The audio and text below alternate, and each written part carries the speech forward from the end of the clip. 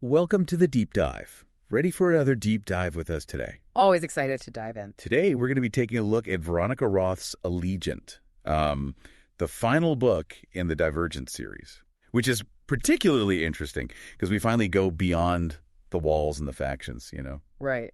Like we're finally going to see what's outside of that whole system that we've been stuck in for the past two books, Yeah. Like I always imagine this utopian society outside the walls, like everyone's free and happy. And Oh, yeah. I totally had that image in my head, too. But that's not really what they find at all. it's definitely not. So they escape, right? Triss and Tobias, and they find this group, the Bureau. And at first they seem like, the good guys. Right. Like they're all about healing damaged genes and fixing the world. But the more they learn about the Bureau, the more sinister things seem. Like, for example, the whole idea of Tristan City just being a giant experiment. Yeah, like all those factions and tests and serums, it was all engineered by the Bureau. Talk about mind-blowing, right? And then there's this whole concept of the memory serum, which is pretty terrifying. I mean, imagine being able to just erase people's memories to control entire populations. Yeah, it really makes you think about free will and, like, societal control. And that whole theme of personal choice versus societal control is, super central to Allegiant, especially when it comes to Triss's whole struggle with her family history. Oh, right. Like finding out that her mom was a Bureau operative and her dad was, like, manipulated. Yeah, it's some heavy stuff. And Triss is, trying to figure out her parents, the Bureau's motives, and it's a lot to process. And on top of all of that, she's also got to figure out what to do with this memory serum. Right. Would you erase someone's memories to keep the peace? Even if it meant controlling their whole life. That's the dilemma Triss is facing. Heavy stuff. And it's not just Triss who's, going through some big revelations in this book. Yeah. Tobias also has his own journey of self-discovery going on. Oh, yeah. And his is a doozy. He finds out that he's not actually divergent, which really throws him for a loop. Right, because being divergent has always been, such a core part of his identity. Exactly. So now he has to figure out, well, who is he then? If not divergent, then what? It's kind of a parallel to what Triss is going through. I like that they're both having to re-examine their identities in this new world. Totally. And while they're going through all of that, a rebellion is brewing against the Bureau. The Allegiant, as they call themselves, are led by Johanna. Right. And I think one of the most interesting things about this whole rebellion is that they find an ally in a very unlikely person, Marcus. Oh, Tobias's dad. Yeah. The abusive one. Yeah. It really makes you think about how even characters who seem completely awful can surprise you. Yeah.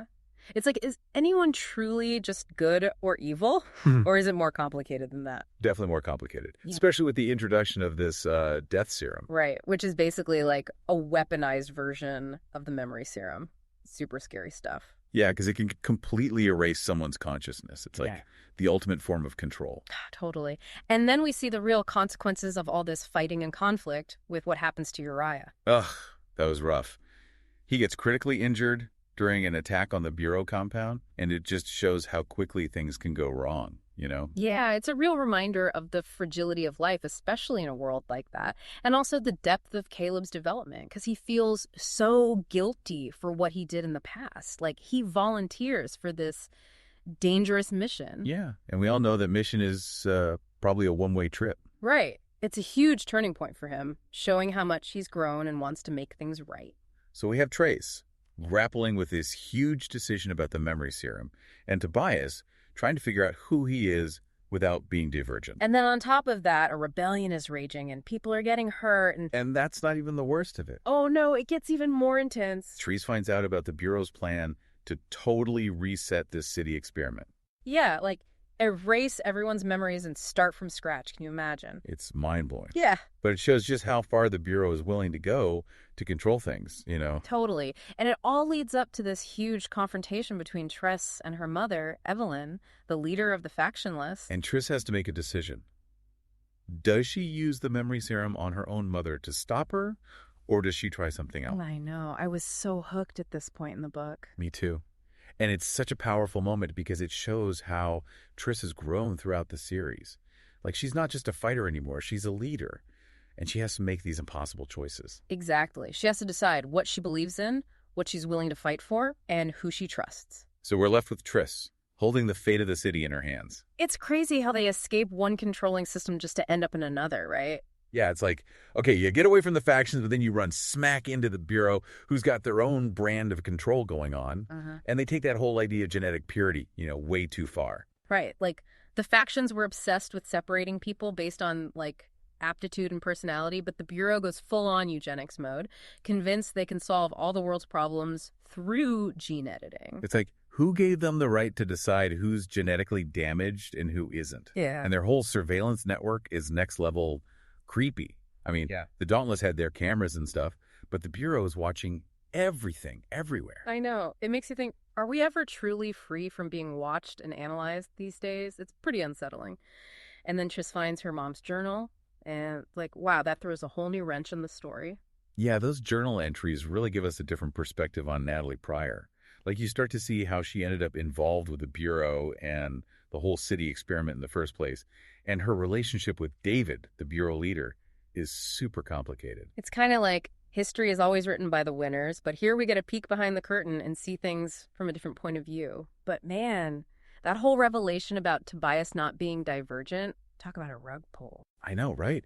It's like his entire identity was built on being divergent, his ability to see through the simulations and all that. And suddenly, it's all gone. Yeah, so then he has to figure out, okay, if I'm not divergent, then who am I? What do I believe in? It's a pretty existential crisis, And meanwhile, back in the city, things are heating up. The Allegiant, those who are rebelling against the Bureau, are starting to make some serious moves. Yeah, Johanna's leadership is really coming through here. She's not messing around. And I still can't get over Marcus joining the rebellion. Like, Tobias's abusive dad, that's one heck of a plot twist. Right. It just shows how even the most messed up characters can change and surprise you. And with the death serum in play, things are getting really dangerous. It's a whole new level of scary, even compared to the memory serum. Yeah, the death serum is straight up terrifying. Eradicate someone's consciousness permanently. Yeah. That's heavy stuff. And poor Uriah, his injuries from that attack on the Bureau just shows how fragile life is, even in a world where everyone's supposedly genetically enhanced. Yeah, that was a real gut punch. And then we find out about the Bureau's plan to reset the entire experiment. Wipe everyone's memories and start from scratch. Yeah. It's like they're playing God with people's lives. Totally. It's like they think they can just erase their mistakes and try again, but at what cost? But Tris is like, nope, not going to happen. She's determined to stop them no matter what. She's come so far from the girl who was just trying to survive initiation.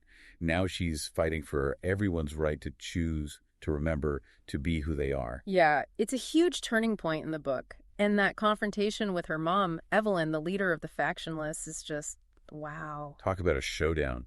Tris is standing there holding the memory serum, facing her own mother, and the fate of the entire city is on the line. The last time we left off with Tris having to make this impossible decision, right? Erase her mom's memories to maybe bring peace to the city, or trust her to change. And it's so intense because it really gets at the core of everything Allegiant is about. Can people change? Do we have free will? Or are we just products of our genes and experiences? Right. And Tris, throughout the whole series, she's been all about choice, defying expectations and making her own path.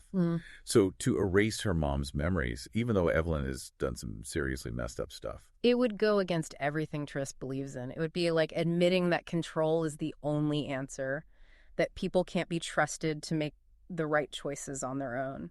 So what does she do? Does she go through with it? I was holding my breath at this point. Well, Tris, she makes this incredible leap of faith. She chooses trust. She believes that even someone like Evelyn, who's made so many bad decisions, can still choose to be better. Wow. So she doesn't use the memory serum? Nope. She gambles on her mom, on the possibility of change. And what about Tobias? We left him kind of in this identity crisis, right? Figuring out who he is now that he knows he isn't divergent. Yeah. It's a tough journey for him. But, he really comes to this understanding that true strength isn't about labels or fitting into a certain box. It's about accepting who you are, even the parts that are messy or unexpected. That's such an important message, especially in this world where everyone's trying to, categorize each other and put people in their place. Totally. And meanwhile, the city's on the verge of all-out war. The Allegiants are making their move, launching a full-on attack on the Bureau compound. And they're not holding back. No way. They know the stakes are high. They need to get control of the death serum before the Bureau uses it to, do something unthinkable. So it's all coming down to this, epic showdown. Yeah. It's intense. Tobias, everyone they care about, they're all right in the middle of the chaos. And it's a fight for survival, but it's also a fight for the future of the city. And Uriah? Hmm. What happens to him? It's rough. He doesn't make it. His injuries are too severe. That's heartbreaking. It really is. It's a reminder that, even in a fight for something good, there's always a cost. And sometimes people lose their lives. So the battle's raging, people are getting hurt, and Triss is finally face to face with her mom. Yeah, and it's this, incredibly tense scene. Trish, she's got the memory serum. She could use it on Evelyn right then and there. But something's changed. What do you mean? She's not driven by anger or revenge anymore. She sees her mom not as this, all-powerful leader, but as a flawed person who's made mistakes. So does she use the serum? You know what's crazy? Evelyn actually chooses peace. She lays down her weapon. She stops fighting. It's like in that moment, she finally lets go of the need for control. Wow. So does that mean everything works out? The city finds peace? It's not that simple. I mean, there's a sense of hope, a chance for a new beginning, but there's also so much loss and scars that won't easily heal. So Allegiant ends on a bit of a, bittersweet note. Yeah. I think it reflects the real world, where things aren't always black and white, and even when you fight for good, there are going to be tough choices and sacrifices along the way. So what can listeners take away from all of this? I think Allegiant asks us to really think about what we believe in, about what matters most, even in the face of overwhelming challenges. It's about the power of choice, the courage to trust, and the possibility of change, even in the darkest of times. That's powerful stuff. So for anyone listening who, wants to explore these ideas, grapple with these questions, we definitely recommend checking out Allegiant. We'll have a link to purchase the book in our show notes. And if you're looking for more deep dives into thought-provoking content, make sure you subscribe to The Deep Dive. We've got a whole library of episodes curated and narrated using Mindful Moments' awesome AI tech. Yeah, perfect for, learning on the go. Thanks for joining us on this journey into Allegiant. Until next time, keep those minds sharp.